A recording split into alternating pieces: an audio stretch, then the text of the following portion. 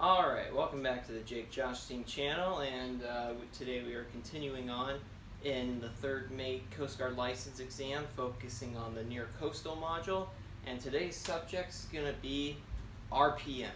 So in the near coastal exam, you can expect to see two of these problems. So it's a basic plug and chug formula. You just have to memorize the formulas to get these problems right. So on the near coastal exam, you should expect to see an RPM slip problem that reads such as this. You are turning 100 RPM with a propeller pitch of 25 feet and an estimated slip of -5%. What is the speed of advance? Okay, so the first thing to do in this problem is you need to identify what everything means. So speed of advance is the exact same thing as observed speed. And when you're solving for efficiency, efficiency is 100% minus whatever the slip is. So in doing RPM and slip problems, all you need to know is the formula to get it done and know where to put each number in the formula. So the formulas are written right here on the board. You can pause the video if you want to write these down. But observed speed is the same as speed of advance. It's different than engine speed. I'll talk about that a little later. But when they ask for what your speed of advance is, they're asking for what your observed speed is. So observed speed is your pitch times 60 times RPM times efficiency divided by 6,080.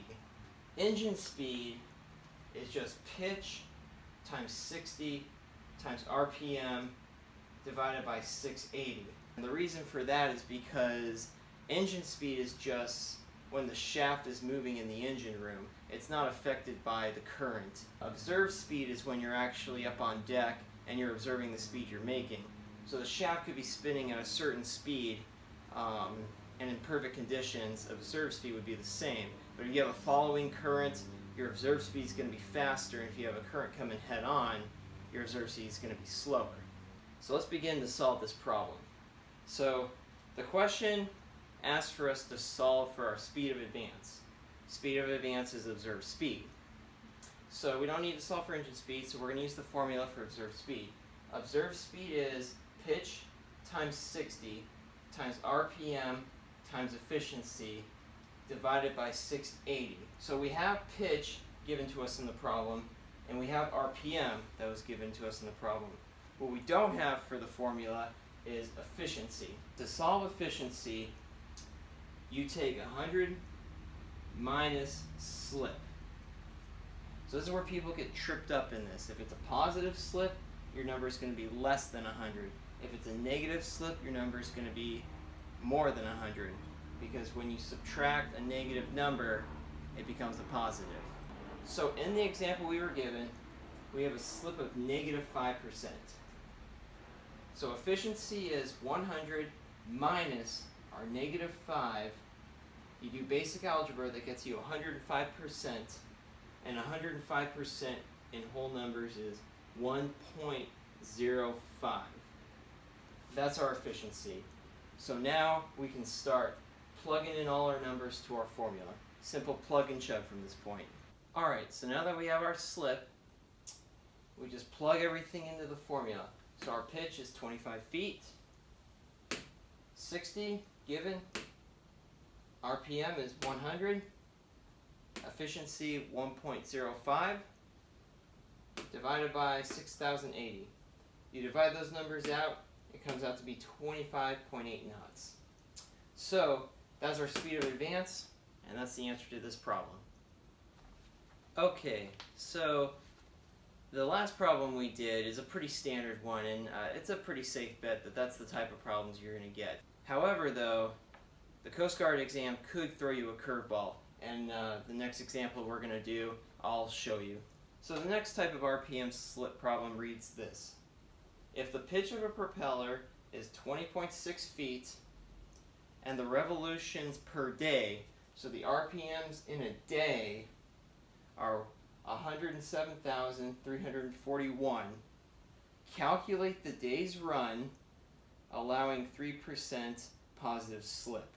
So they want to know the distance we go in a day when we turn this many RPMs with a positive slip of 3% and a pitch of 20.6 feet.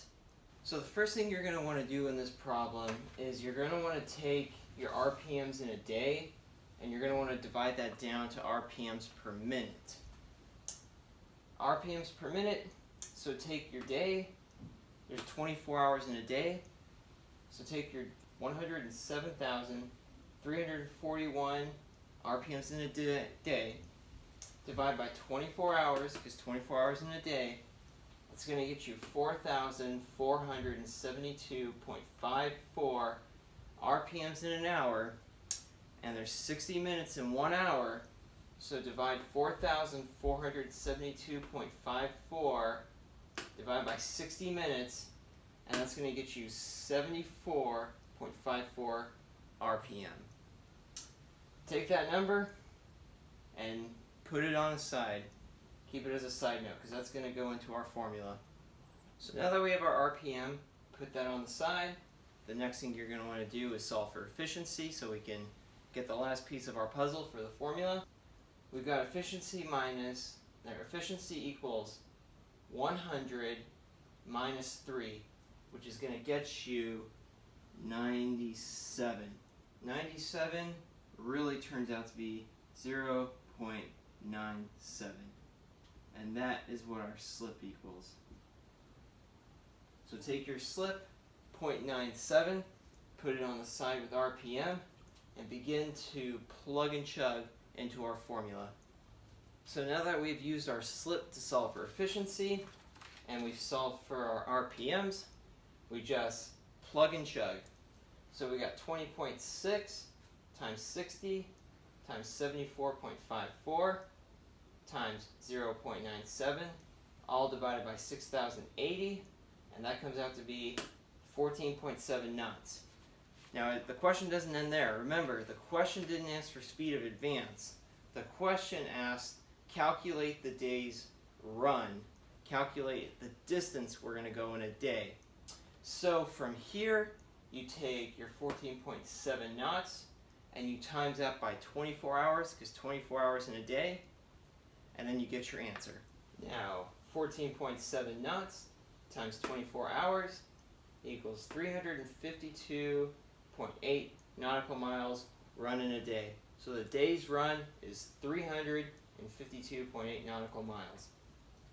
And that's how you solve an RPM slip problem. You can expect 2 of these on your exam. Most likely the first example we did are the 2 problems you're going to be. However, like I said, the Coast Guard likes to trick people, throw curveballs, and you might get one that's like your RPMs in a day, and then you just got to do more calculations to fill in the equation.